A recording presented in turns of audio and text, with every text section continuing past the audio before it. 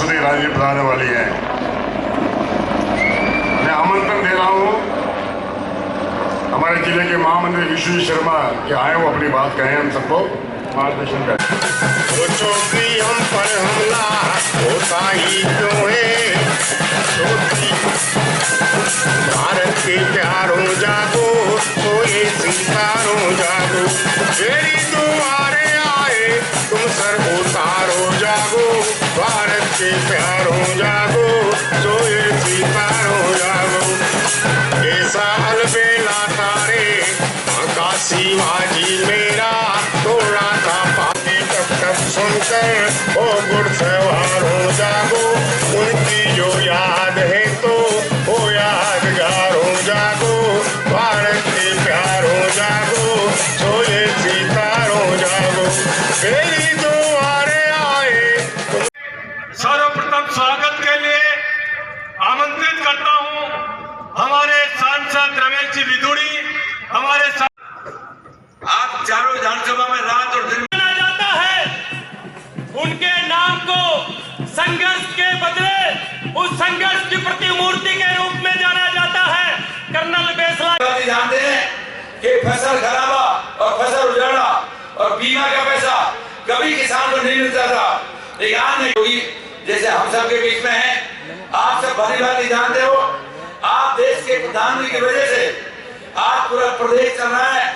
आज सबके बीच में 1100 करोड़ रुपए पीने के पानी का काम अगर किया तो देश के प्रधानमंत्री। साथियों, हम ये कह सकते हैं कि जिले के अंदर में आज देश के प्रधानमंत्री की वजह से आज जो प्रदेश में व्यवस्थाएं हैं वो सिर्फ और सिर्फ इसलिए हैं प्रदेश के, और आप सरकार डबल इंजन की बनने जा रही है। आप सबके आशीर्वाद से आज एक भी कच्चा मकान नहीं बचेगा। ये पहली बार देश के प्रधानमंत्री। भारत माता की वंदे, भारतीय जनता पार्टी, नरेंद्र मोदी। आप सबको मेरा प्रणाम। मंच पर उपस्थित श्रीमती स्मृति ईरानी जी, आपका वीरों और वीरांगनाओं की नगरी और राज्य में बहुत बहुत स्वागत। इस पावन धरा पर आपका स्वागत। मंच पर आसीन विदुड़ी जी, पराणा जी और सारी सम्मान्य गण, आप सबको प्रणाम। हम सब मिलकर आज इस कांग्रेस की भ्रष्ट सरकार को जड़ से उखाड़ने का प्रण लेते हैं। आप सब मेरे साथ हैं? देखिए, मैं करीब 22 दिनों से पूरे देवली उनियारा में घूम रहा हूं और जहां जहां मैं जाता हूं मुझे एक ही चीज समझ आती है, सुनाई देती है कि कांग्रेस सरकार के विधायक और उनका सिस्टम है ही नहीं। जो जहां है नहीं उसको ढूंढना पड़ता है। ना यहां पे पीने का पानी है, ना स्कूलों में टीचर, ना अस्पतालों में डॉक्टर, रोड तो है ही नहीं। इन सब चीजों से जब जूझते हम आगे बढ़ते हैं तो हमें पता चलता है कि बदलाव की जरूरत बहुत है और हमें अब बदलाव करना पड़ेगा। तो आने वाली 25 तारीख को हम सब मिलकर के भारतीय जनता पार्टी का 2/3 बहुमत से राजस्थान में सरकार बनाएंगे और उस मोतियों की माला में एक मोती देवली उनियारा का भी होगा।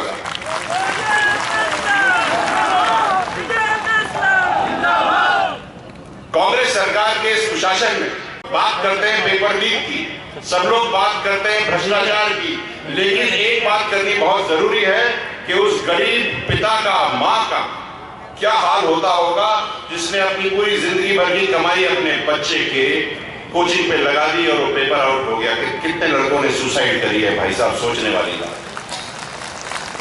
ऐसी नकारा निकम्मा सरकार को तो बहुत पहले ही खत्म हो जाना चाहिए था, लेकिन क्या करें, अब 25 तारीख को ही करना पड़ेगा।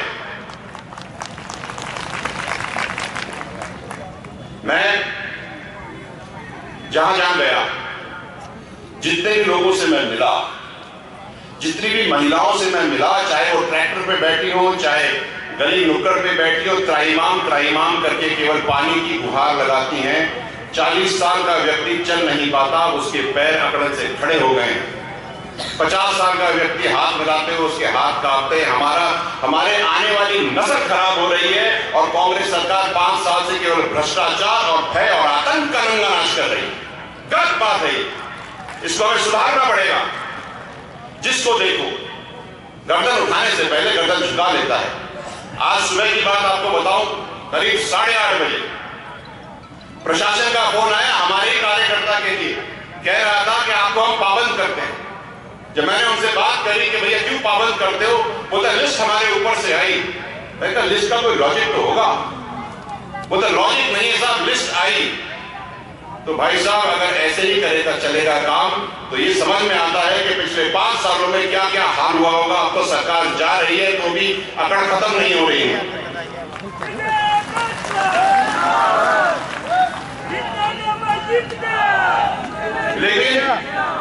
लेकिन ये जो जनता है ना, ये बहुत समझदार है, समझ चुकी है।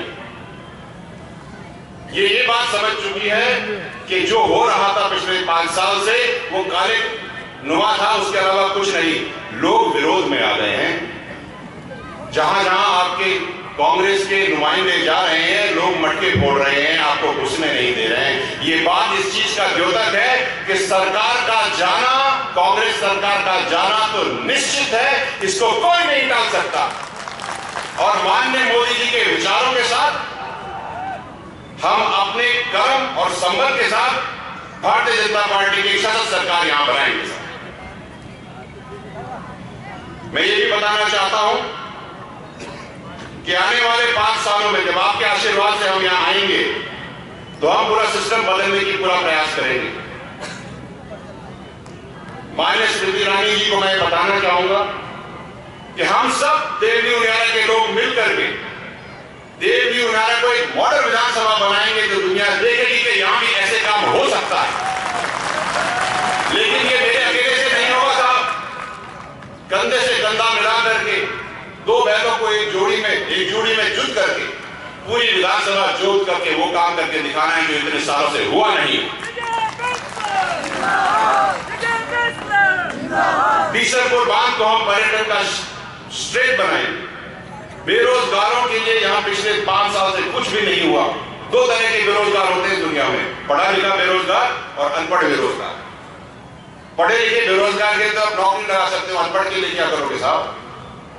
बीसलपुर बांध को हम पर्यटन का केंद्र बनाएंगे, पर्यटन का केंद्र बनाएंगे।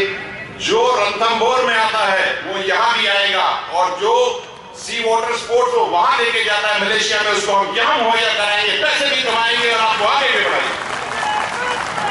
विजन चाहिए साहब, विजन बहुत जरूरी है, विचार बहुत जरूरी है। विजन के साथ हम आगे काम करेंगे। एक बात और,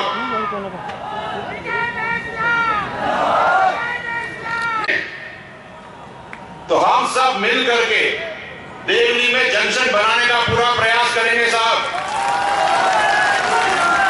रेल आनी चाहिए, रोजगार बढ़ना चाहिए, लोगों को आगे बढ़ना चाहिए। हम अंधेरे में धकेलेंगे नहीं, उजाले की तरफ लेके चलेंगे।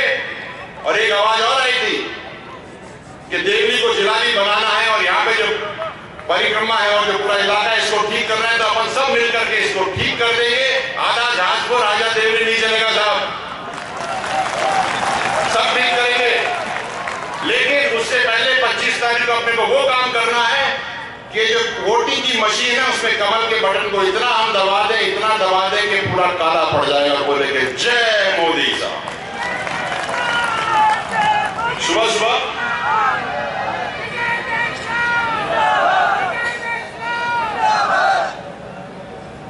आमने सामने है हम दोनों के कार्यालय, हमारा और कांग्रेस का। हमारे में तो शहनाई बजती है, वहां मातम छाता है साहब। ये इस बात का द्योतक है कि आपने जो करना था वो कर दिया और बाकी सारी जनता 25 तारीख को कर डाले। आपका बहुत बहुत धन्यवाद। भारत माता की।